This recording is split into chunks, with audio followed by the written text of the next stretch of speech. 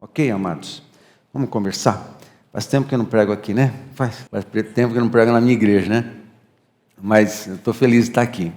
A gente saiu, a gente foi para o MFI, semana passada a gente estava em Rio Preto, preguei no Casa Conf, lá no domingo de manhã, no domingo à noite, foi um tempo muito especial. Se você quiser ouvir as mensagens, entra na conta do YouTube da Casa Viva, você vai poder ouvir. Eu quero repartir com você um pouco da conversa que eu tive lá no domingo de manhã, falar com você, porque são coisas, verdades que estão queimando o nosso coração, e eu quero conversar com você. Vou fazer como eu fiz lá, é um bate-papo, não tem nem esboço, eu quero conversar com você. O tema lá foi avivamento, né? Céu na terra, e o tema de avivamento é um tema muito importante. Deixa eu explicar mais ou menos o que é isso. Se você se converteu nos últimos anos e não está muito familiarizado com a história da igreja evangélica no Brasil, não está familiarizado com a história da igreja reformada desde o século XVI, com os muitos moveres de evangelização e moveres de Deus que têm acontecido por toda a história, deixa eu falar para você que tem períodos na história que há uma porção, assim, sobrenatural da presença de Deus, uma porção sobrenatural do Espírito Santo, enchendo as vidas do povo de Deus, enchendo as comunidades, as pequenas, as grandes comunidades dos servos de Deus, dos discípulos de Jesus Cristo, e períodos específicos na história.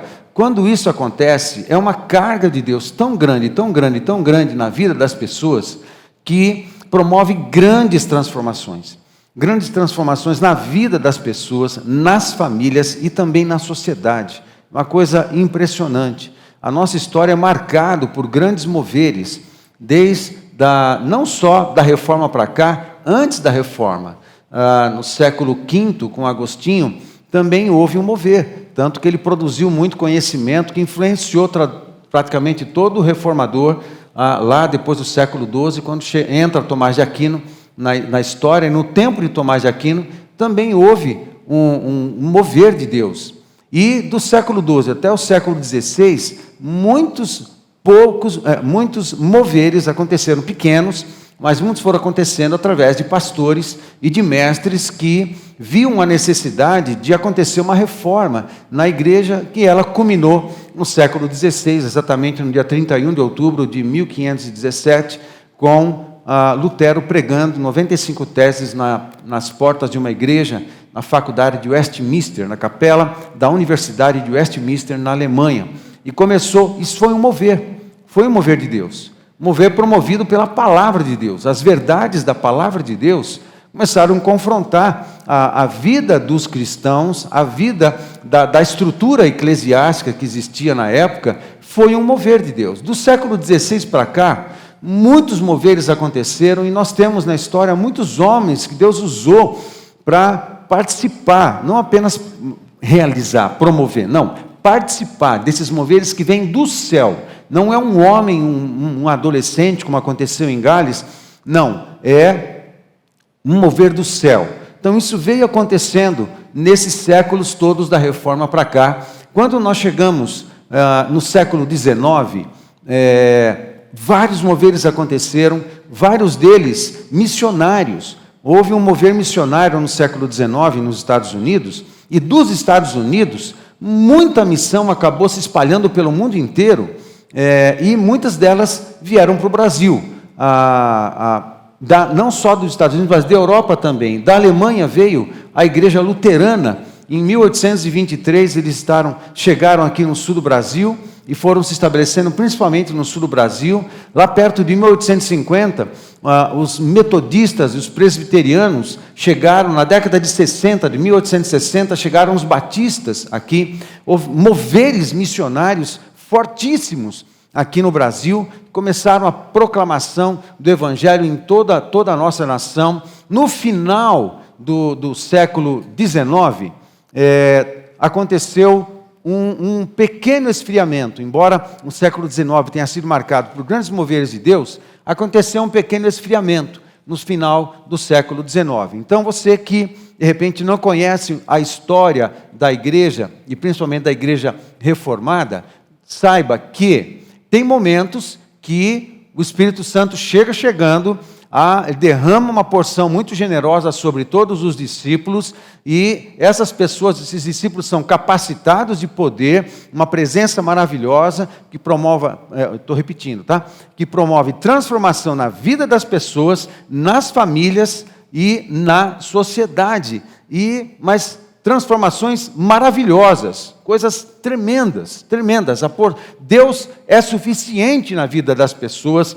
O foco das pessoas estão 100% no Evangelho, 100% na obra de Deus. Há perdão, há reconciliação, existem curas, é próprio dos moveres de Deus, curas milagrosas, curas no físico, mas também cura nos relacionamentos, cura na alma. Há uma restauração, há um sopro de restauração que vai varrendo muita gente. Isso é próprio dos moveres e nos moveres de Deus. As lutas que nós passamos muitas vezes, muitas delas são lutas que nós travamos nossa própria alma, no nosso próprio coração, em conflitos que nós temos.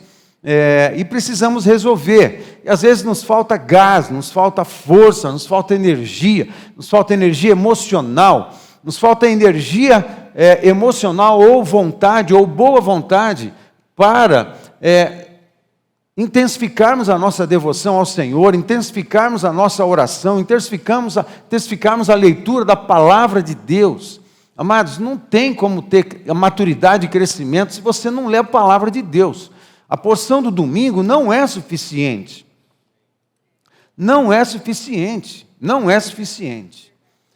O domingão é o momento da celebração, daqueles que já buscaram a presença de Deus, já percorreram o céu pela sua adoração e pela sua oração, que já entraram em comunhão com o Senhor, que testemunharam de Cristo aonde estiver, já praticou o seu sacerdócio durante a semana, para que no domingo, quando a gente se junta, a gente chega com o coração cheio de gratidão, cheio de graça, para se juntar com outros santos que fizeram a mesma coisa durante a semana. Estão comigo, gente? Amém? Então, se durante a semana você não busca a presença de Deus, a tua vida espiritual, ela vai ser enfraquecida. Ok? As suas experiências com o Senhor serão poucas, as dúvidas vão prevalecer sobre as sabedorias que o Senhor pode liberar do céu. Muitas questões de fé, a fé da gente vai ficar prejudicada, o nosso caráter vai estar muito mais suscetível à influência do mundo e da ética e a cultura e os valores do mundo do que os padrões do reino dos céus. A gente vai pecar com mais facilidade, porque o nosso tanque está vazio. Está vazio de palavra, está vazio de oração, pode estar vazio de adoração, né? E isso vai enfraquecer a gente. Aí não espere que no final de semana tudo aconteça, porque o final de semana não é um posto de gasolina que os crentes vão para se abastecer, para usar o carro da vida durante o restante da o restante da semana. A reunião dos santos, dos remidos, do final de semana, não é um posto de abastecimento, não é um posto de gasolina, onde um pastor ministra na vida de uma comunidade de ovelhas, abastecendo elas de alimento, para que esse alimento lhes dê substância, saúde, para eles viverem a semana inteira até o próximo domingo. Isso não é assim. A vida cristã não é essa. Esse não é o padrão. Mas às vezes parece que é, né? Fala a verdade. Parece que é isso que acontece. Mas não deveria ser. Está errado. Tem coisas desajustadas se está acontecendo assim. Sabe o que deve ser a reunião de domingo? A reunião de domingo não é a reunião das ovelhas. Eu vou falar uma frase que o pastor Paulo Borges menciona. Paulo Borges é um pastor muito interessante, de São Paulo. Ele ele funciona fora da caixinha, e ele fala uma coisa que eu acho que é interessante. Fala assim, que o domingo não é a reunião das ovelhas, o domingo é o encontro dos pastores. Porque a igreja tem um chamado pastoral. Não é só eu que sou pastor. Ou os supervisores que exercem um ministério de cuidado pastoral. Ou os líderes que exercem um ministério também de cuidado pastoral num grupo menor. Se você já entrou na família dos santos, se você já entrou na família sacerdotal dos filhos do reino de Deus, você passa a ser também um cuidador pastoral, com a missão de avisar as demais pessoas da cidade que elas são ovelhas, mas estão perdidas, e que elas precisam ter um encontro pessoal com o Senhor Jesus Cristo. Portanto, não é uma reunião das ovelhas, é um encontro dos pastores, é um encontro dos sacerdotes. Amém? E quando nós nos juntamos como sacerdotes, como pastores, com consciência sacerdotal pastoral, nós nos juntamos para celebrar e agradecer ao Senhor por todo o conjunto de experiências que tivemos nos dias todos da semana. Pelos testemunhos que nós repartimos, pelas experiências que tivemos nas células, pelo compartilhar do Evangelho com os clientes que eu tenho na minha empresa, pelas orações que fizemos pelas pessoas, por quanto nós tocamos nas pessoas com o amor de Cristo, com o toque de Cristo, com o cuidado de Cristo, e de alguma forma nós marcamos a vida e o coração de muitas pessoas durante a semana. E assim a gente vai testemunhando e fazendo do nosso dia a dia, do nosso trabalho, apenas uma ferramenta do nosso sacerdócio. Da minha empresa, apenas uma ferramenta do meu sacerdócio. Da minha loja, apenas uma ferramenta do meu sacerdócio. Da minha profissão, seja ela qual for, uma ferramenta do meu sacerdócio, onde eu manifesto a ética de Cristo. No comércio, eu manifesto a ética de Cristo no meu negócio. Na minha vida pública, eu manifesto a ética de Cristo na vida pública. Amém, queridos? Então, na semana, a gente vai exercendo o nosso sacerdócio, buscando ao Senhor intimamente, para quando a gente não vê a hora de chegar no domingão, que a gente vai fazer o grande encontro dos pastores e dos sacerdotes, porque nós temos muita coisa para agradecer ao Senhor. Amém? Vocês estão comigo? Posso seguir? Os moveres de avivamento, parece que eles curam tudo isso daí. Parece que os moveres de avivamento, eles chegando e ajustam tudo. Ele ajusta o nosso coração ao Senhor, nós viramos tochas vivas, somos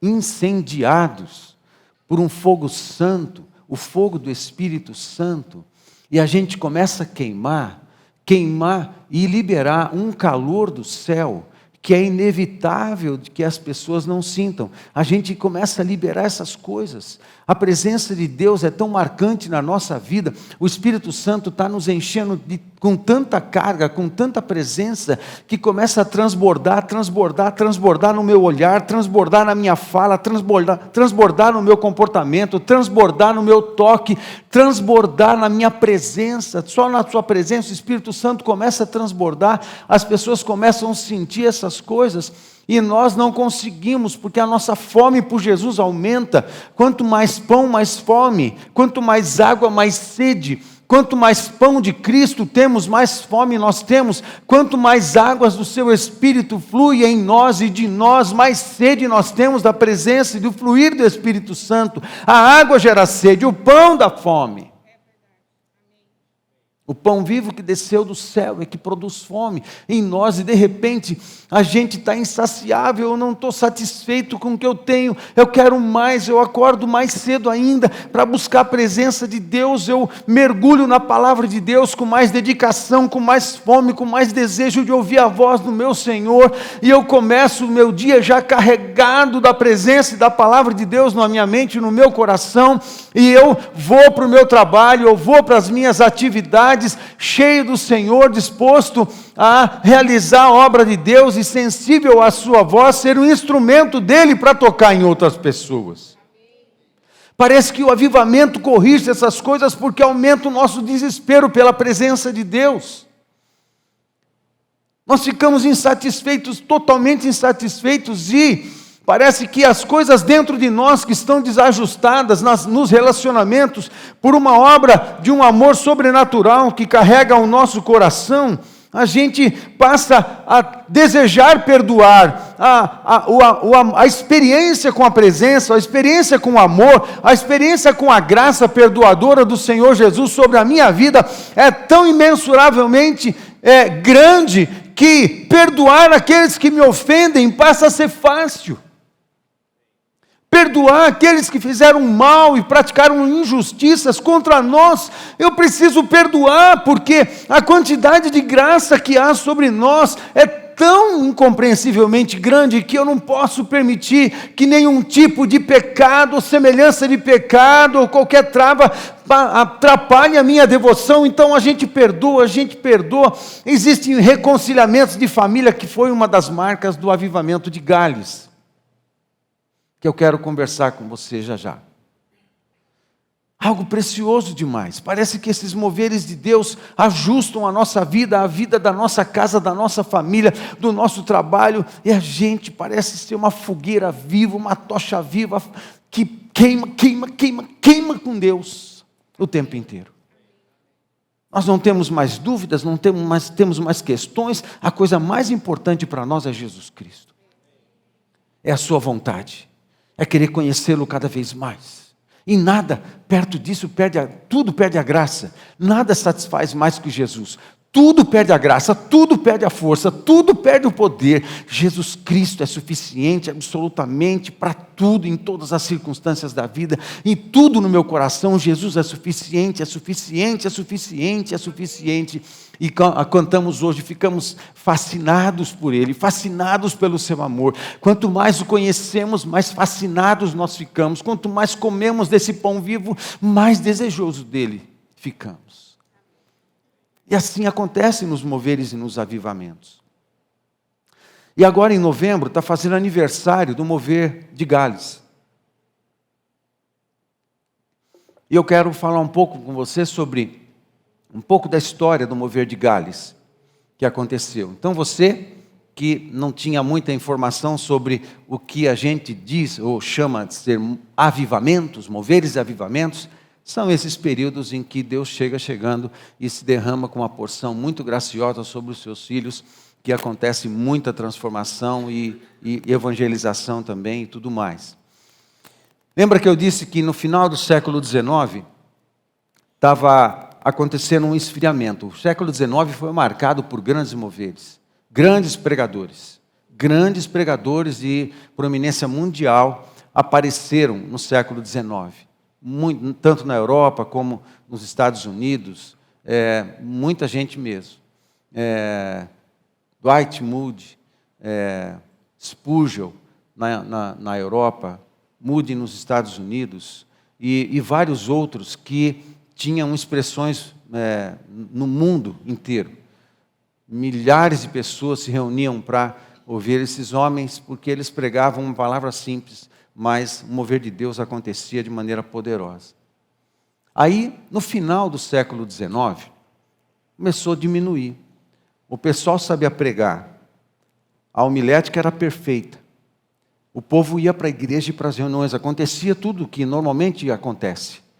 Mas a história diz que as reuniões e os cultos começaram a perder a vida, perderam a graça. Não havia satisfação, não havia muita alegria. Havia um cotidiano das reuniões, elas sempre aconteciam, mas não havia mais vida e ânimo nas reuniões, nas igrejas. Quando chegou perto de 1880, aconteceu que essa escassez de vida, essa escassez de presença começou a incomodar aqueles que eram de fato de Deus, e eles começaram a orar. E começaram a conversar entre si, pastores, conversar entre si, nós precisamos de um avivamento, nós precisamos de uma nova porção de Deus sobre nós precisamos, vamos orar. E começou pequenos moveres de oração, onde pastores compartilhavam essa necessidade com os jovens, principalmente com os jovens. O mover de Gales foi marcado pelos jovens e adolescentes. Os adolescentes começaram a ficar desesperados pelo Senhor. E os adolescentes se reuniam para orar. Adolescentes e jovens, e pré-adolescentes também. Eles se reuniam para orar. E isso foi intensificando. E chegou um momento em que um determinado jovem chamado Evan Roberts foi o protagonista do mover de Gales.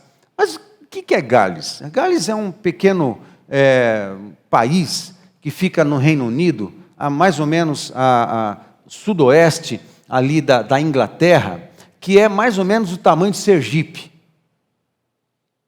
Tem um pouco mais de 20 mil metros, 20 milhões de metros, de quilômetros quadrados. 1.000? Não sei, é o tamanho de Sergipe. Esqueci se é milhões ou 1.000. Mas lá, hoje, Gales tem em torno de 3 milhões de pessoas. Na época de 1900, Gales tinha por volta de umas 2 milhões de pessoas. Sergipe hoje tem uma população de 21 milhões de pessoas, em todo o estado. Sergipe. Ou seja, 8, 7 vezes maior. Nosso estado de Sergipe é praticamente em população 7 vezes maior do que Gales hoje. Em 1900 tinha umas 2 milhões. Então, e esse era o estado dessa região onde havia um grande esfriamento. Aí eles começaram a orar. E esse rapaz, chamado Evan Roberts, ele se converteu com 13 anos de idade. E com 16 anos de idade, ele estava numa reunião onde o pastor, ele comentou sobre essa necessidade que estava havendo na nação, de um grande mover, de um grande avivamento, por causa do esfriamento que estava acontecendo entre os cristãos. Ele foi tocado por isso, e aos 13 anos de idade, ele começou a clamar por avivamento. Ele começou a orar pelo enchimento do Espírito Santo e por um avivamento em toda a nação de Gales. E aos 16 anos, ele se dispôs a conhecer mais a palavra de Deus, a crescer e a entrar num seminário para, quem sabe, ser um pregador ou ser um instrumento que Deus usasse.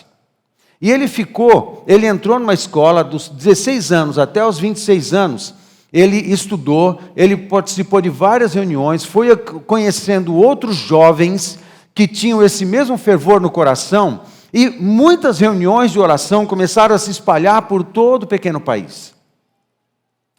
Quando chegou em 1903, no começo de 1904, muitas reuniões de oração estavam espalhadas por todo Gales. E em setembro de 1904, Evan Roberts participou de uma reunião desse tipo de oração, de clamor, pelo enchimento do Espírito Santo e por um avivamento, em que um dos pregadores falou uma frase no idioma galês e que usou uma palavrinha que em galês é plig. Quando o pregador usou essa palavra plig, não é em inglês, ok? É em galês. Essa palavra plig explodiu no coração de Evan Roberts. O que significa a palavra plig? Significa dobrar-se. Porque um pastor, nessa reunião, estava orando, Senhor, nos dobra, nos dobra, nos dobra. No entanto, a palavra plig não significa apenas dobrar. É uma palavra pequena, no entanto, tem um sentido bem complexo.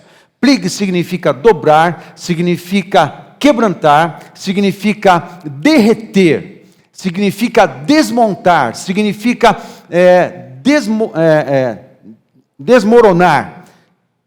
significa o barro na mão do oleiro, quando está cheio d'água, ele se desmonta e vira uma massa mole, de maneira que o oleiro ele pode pegar essa massa e começar a moldar ela novamente. A palavra plig significa esse derretimento, esse desmoronar, essa desconstrução. E a oração passou a ser essa: Senhor, nos derrete, Senhor, nos desconstrói, Senhor, nos quebranta, nos dobra a dureza do nosso coração, dobra a dureza da nossa consciência, nos dobra por conta dos nossos orgulhos, das nossas petulâncias, das nossas arrogâncias. Senhor, nos quebra, nos arrebenta, faz virar pó, faz virar um barro mole. Isso foi tocado no coração dele, e ele passou a orar por isso, e de repente esse clamor passou a ser feito por muitas outras pessoas. Plig, Senhor, nos derrete na tua presença. Isso foi intensificando. Quando chegou no mês de novembro de 1904, Evan Roberts estava numa reunião. Ele ia para o seminário, deu meia volta, voltou para a sua cidade, e foi para a sua igreja. Ele, seu pai, sua família eram de uma igreja metodista. E ele foi para a igreja no meio de semana, se eu não me engano, era uma terça-feira ou quarta-feira, e ele foi lá e o pai perguntou: por que você está fazendo aqui? Você não tinha que estar estudando? Pastor, pai, eu tenho que repartir uma palavra com os jovens na igreja. Tá, mas está combinado? Não tem nada combinado. Eu vou conversar com o pastor. Se ele permitir, eu reparto uma palavra. Isso foi no dia 1º de novembro de 1904. Ele vai procurar o pastor, conversa com ele, e o pastor faz a mesma pergunta: você não devia estar estudando? Ele fala assim: pastor, eu estou aqui porque eu tenho uma palavra para repartir. Deus está dizendo no meu coração que eu preciso falar da nossa necessidade de arrependimento de pecados e quebrantamento, e que nós precisamos buscar o Senhor Jesus. Um grande mover, um novo mover do Espírito.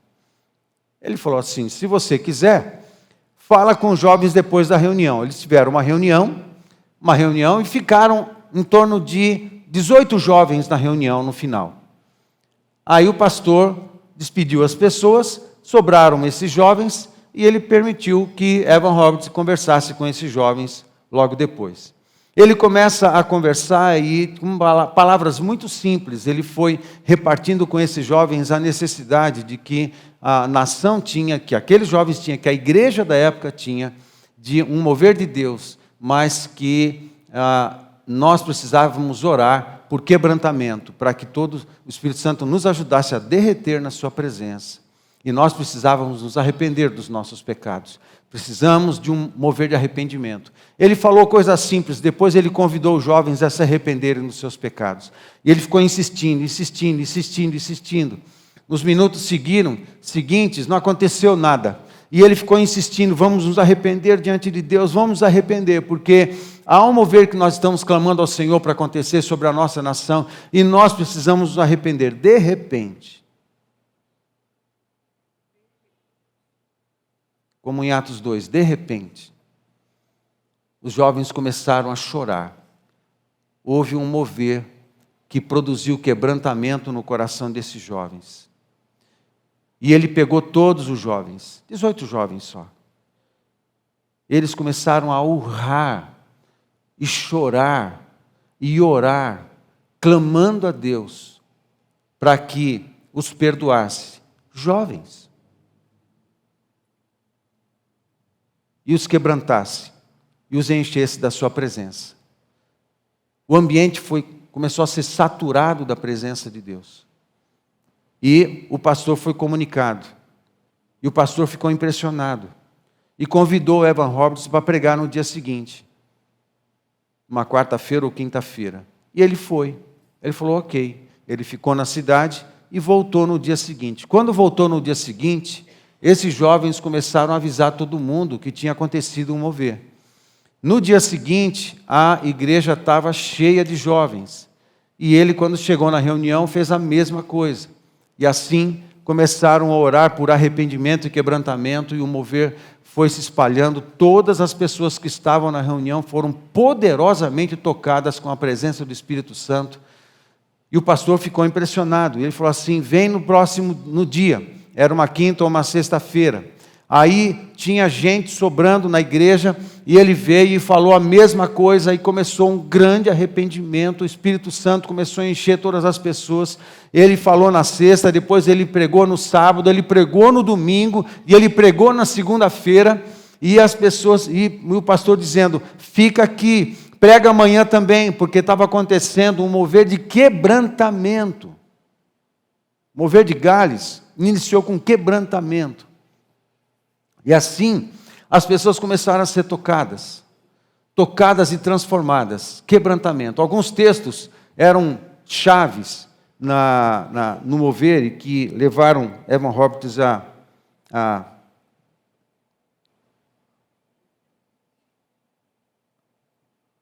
esse mover todo, essa busca desesperada pela presença de Deus. Um dos textos é 2 Crônicas 7,14. Se o meu povo, que se chama pelo meu nome, se humilhar e orar e me buscar e se converter dos seus maus caminhos, então, fale comigo, então. Antes do então, a gente faz alguma coisa. Tem uma parte nossa, nos moveres de Deus, mas tem uma parte de Deus. Amém?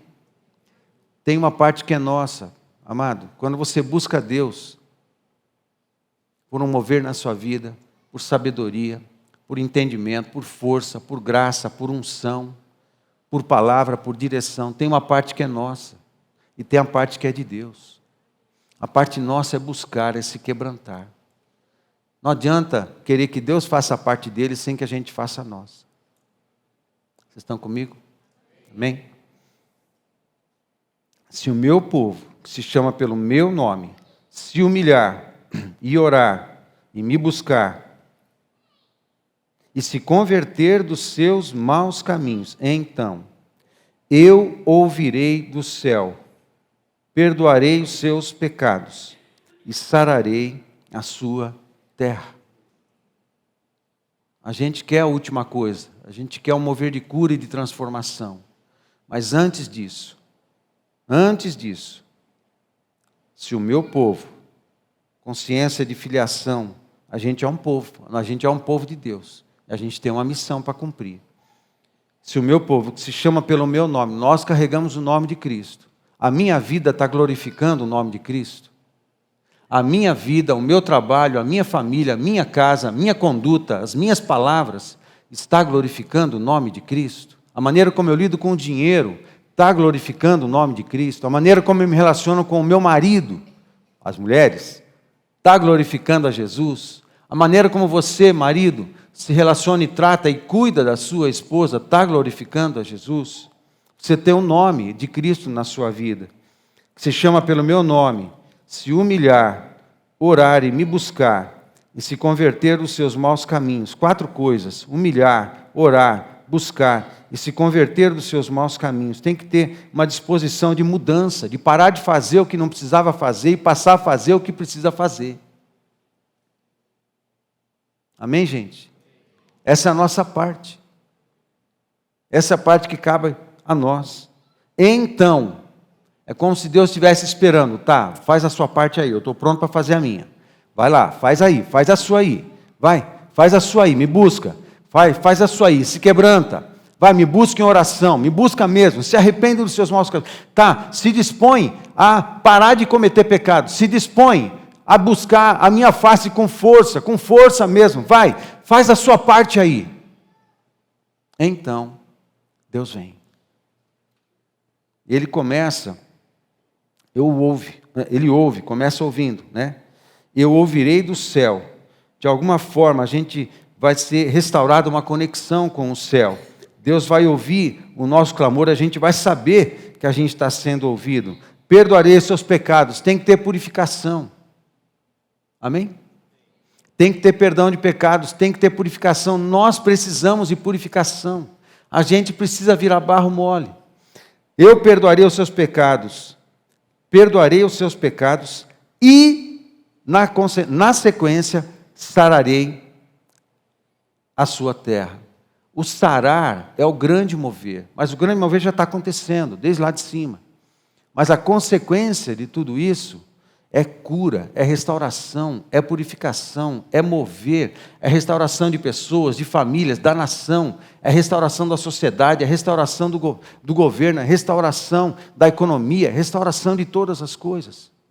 Mas tem a nossa parte, tem a parte de Deus. Amém, queridos? E esse texto mexia com Evan Roberts e ele viu acontecendo. Nas 2 primeiras semanas de novembro, começou esse mover em Gales. E a coisa foi se espalhando, de repente, não era só naquela igreja metodista, da pequeno vilarejo onde ele morava com a sua família.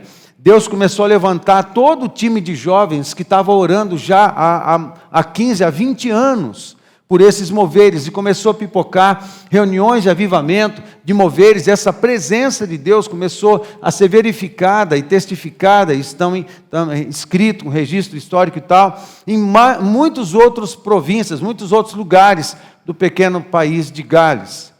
E começou a multiplicar a presença de Deus, e a oração que eles oraram há 20 anos antes desse mover, era pedindo 100 mil vidas, 100 mil almas convertidas ao Senhor Jesus Cristo. Em 6 meses de avivamento, desde novembro de 1904, quando bateu, lá pelo mês de abril de 1905, 100 mil almas tinham se convertido ao Senhor Jesus Cristo pelo mover que explodiu ali em novembro de 1904. Sabe quais foram as consequências? Muito interessante. As pessoas que tinham muitos bares espalhados por todas as cidades, de repente as pessoas não iam mais para os bares. Elas pararam de comprar bebida. As pessoas, os bares começaram a fechar porque ninguém gastava mais dinheiro nos bares. Entenda, o lugar é frio. Lá em Gales é frio. A economia estava baseada nas minas de carvão. Toda a economia da região baseada nas minas de carvão. E era a região muito fria. E as pessoas bebiam muito. O que aconteceu é que esse mover, as pessoas não mais gastavam dinheiro. Os homens, as famílias não gastavam mais dinheiro nos bares. Os bares começaram a fechar. E as pessoas passaram a usar esses lugares para fazer reuniões de oração. Isso restaurou as finanças das famílias, porque os homens não gastavam mais o seu dinheiro com outras coisas e passaram a investir nas famílias. Isso tem um registro histórico disso. As finanças das famílias foram restauradas, porque os homens deixaram de gastar dinheiro com o que não precisava e passaram a investir na sua própria casa e na sua própria família. Muito interessante. Os homens que iam para as minas de carvão, eles iam meia hora antes, depois 1 hora antes, depois 2 horas antes para fazer oração. Eles chegavam antes no trabalho, eles não chegavam atrasados no trabalho, eles não chegavam atrasados para o culto, eles não chegavam atrasados, eles chegavam 2 horas antes e eles iam orar. Quando começava o expediente, a presença de Deus tomava todo lugar, tomava a mina, porque os trabalhadores cheios do Espírito Santo, cavando carvão ali, tirando o carvão, eles cantavam, eles adoravam, eles estavam cheios de Deus. E os outros trabalhadores falaram assim: mas por que aconteceu com você? Aí a história diz que eles compartilhavam poucas coisas, do tipo: eu me arrependi dos meus pecados, e eu me sujeitei completamente ao meu Senhor Jesus Cristo, e Ele me encheu com o seu Espírito, o seu perdão, o seu Espírito e a sua presença, uma alegria no meu coração que eu não sei explicar. Eu não consigo parar de cantar, eu não consigo parar de orar, eu não consigo parar de exaltar o nome de Deus aonde eu estou, eu não consigo parar de orar e buscar a sua presença. Falei assim: mas eu quero isso também, se isso está fazendo tão bem para você, como eu estou vendo que está fazendo, eu quero isso também. Então as pessoas foram se convertendo nas minas de carvão, se convertendo.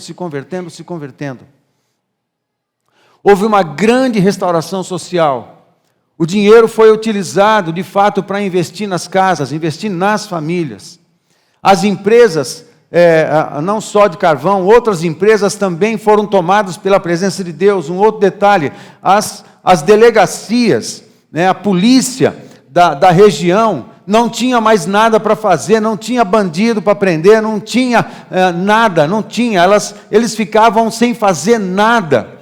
Aí eles passaram a fazer reuniões de oração, e os moveres de Espírito começaram a acontecer nas delegacias, nas fábricas, nas empresas, nos bairros. Começou a estourar, explodir uma presença de Deus maravilhosa sobre toda a sociedade. A nação começou a ser tocada, transformada, e a presença de Deus aconteceu ali. Uma das marcas do mover de Gales foi as orações. Elas foram intensificadas antes, diante de uma sensação de escassez ou de falta da presença. Intensificaram até o mover de Deus, quando culminou em novembro de 1904. E os moveres de oração continuaram, mesmo depois de 100 mil almas salvas, em 1905, os moveres de oração continuaram por décadas e décadas, e todos aqueles que eram provenientes do avivamento de Gales de 1904, 50 anos depois, 60, 70, 80 anos depois, eram crianças no mover. Elas ainda faziam reuniões de oração nas suas casas e se referiam e davam testemunho dos moveres de Deus que ele tinha feito naquela época. Toda a nação foi levada a entrar em momentos de oração, em reuniões de oração. Toda a nação passou a orar e a interceder grandemente. Essa foi uma das marcas. Esse pico, esse mover todo, durou 1 ano e 8 meses. Foi o avivamento mais curto da história.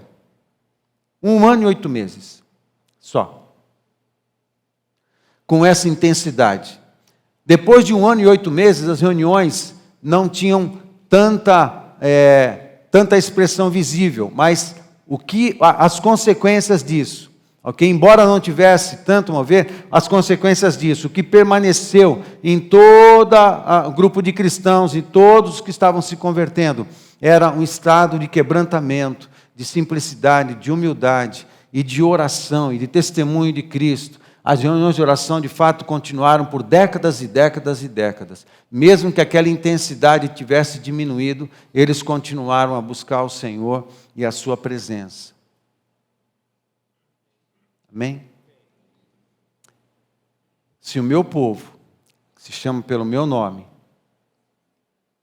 me buscar, orar, se arrepender, se converter dos seus maus caminhos, então eu ouvirei do céu, perdoarei os seus pecados e sararei a sua terra. Amém, queridos? Isso vale para nós? Isso vale para nós hoje. A palavra de Deus também fala que o testemunho de Cristo é o espírito da profecia. A história está nos dando testemunhos de que tem períodos em que o Espírito Santo vem. Vem com força e com poder. Eu sou um dos pastores que clamam por isso todos os dias. Clamam por isso todos os dias, todos os dias, todos os dias, todo santo dia. Para que venha um mover da presença do Senhor, que faça a gente agonizar de ver a cadeira do nosso lado vazia.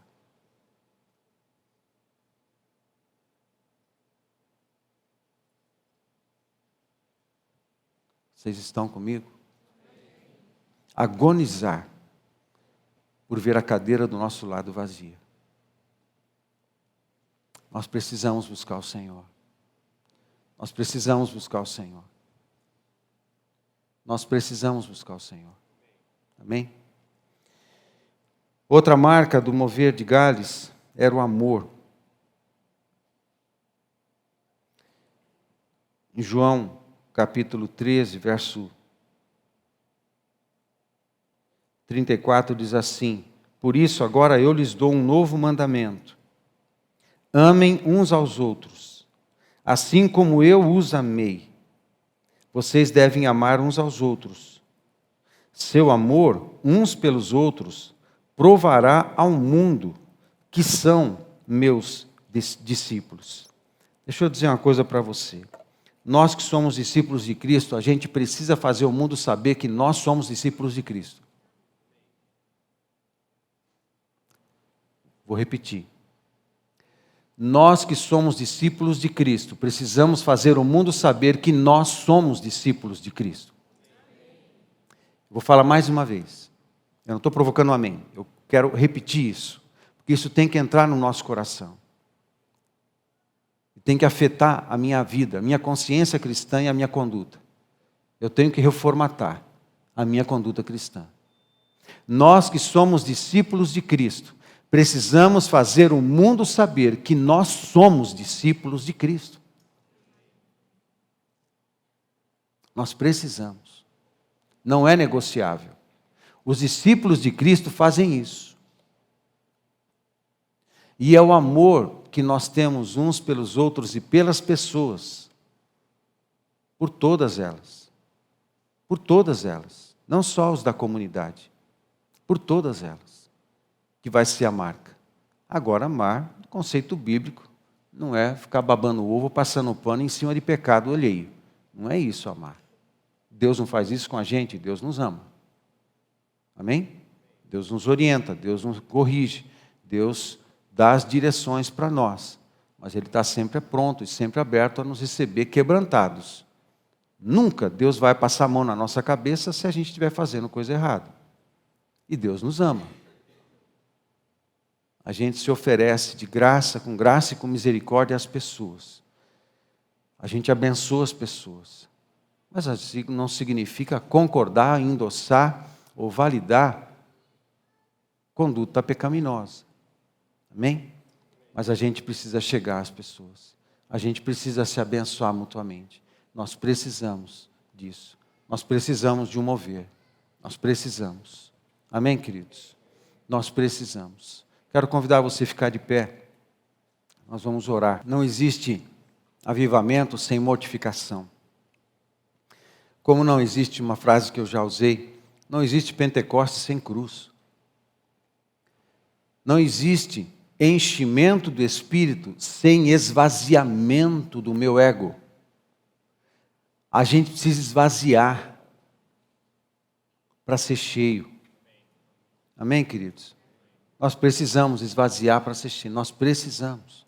É a parte que cabe a nós. Se o meu povo, que se chama pelo meu nome,